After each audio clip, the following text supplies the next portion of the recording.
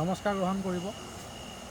আপোনালোকে নিশ্চয় দেখিছে, এতিয়া মই বৰ্তমান আছোঁ গাইনৈৰ পাৰত, মথাউৰিৰ ওপৰত।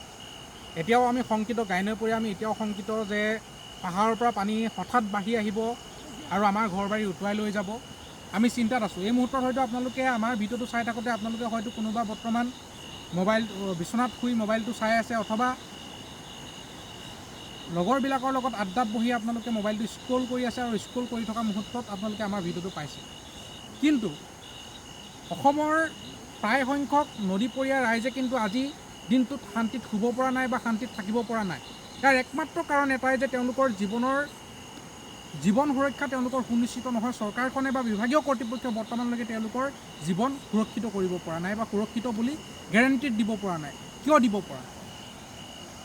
কিয় আজিও অসমৰ ৰাইজ নিষ্পেষিত হৈ থাকিবলগীয়া হৈছে? কিয় আজিও অসমৰ ৰাইজ অৱহেলিত হৈ থাকিবলগীয়া হৈছে? প্ৰতি বছৰে বাৰিষা আহে, প্ৰতি বাৰিষাতে চৰকাৰখনে গম পায় যে, বিভাগীয় কৰ্তৃপক্ষই গম পায় যে অসমৰ আটাইতকৈ ডাঙৰ সমস্যা হৈছে বানপানীৰ সমস্যা। এই বানপানীৰ সমস্যাটো কিয় আজি পৰ্যন্তলৈকে ৰাষ্ট্ৰীয় সমস্যা হিচাপে ঘোষণা কৰা নাই?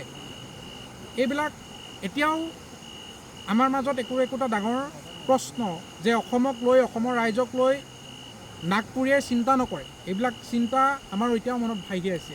যে আপোনালোকে চাব যে বাৰিষাৰ মথাউৰিৰ কামবিলাক বাৰিষাতে আৰম্ভ হয়।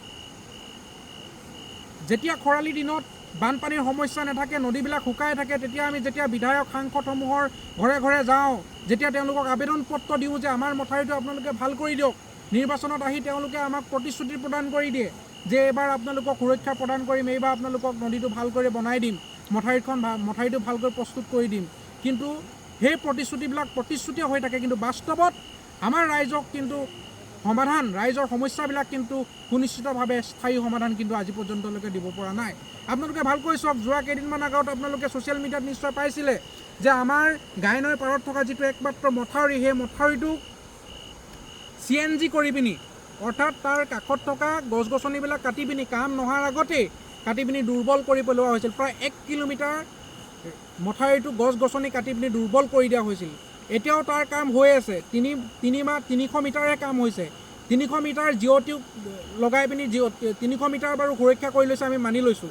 কিন্তু বাকী থকা 700 মিটাৰটো যে এতিয়াও অসুৰক্ষিত অৱস্থাত আছে, সেইবিলাকৰ চিন্তা কোনে কৰিব? সেইবিলাকৰ কথা কোনে শুনিব?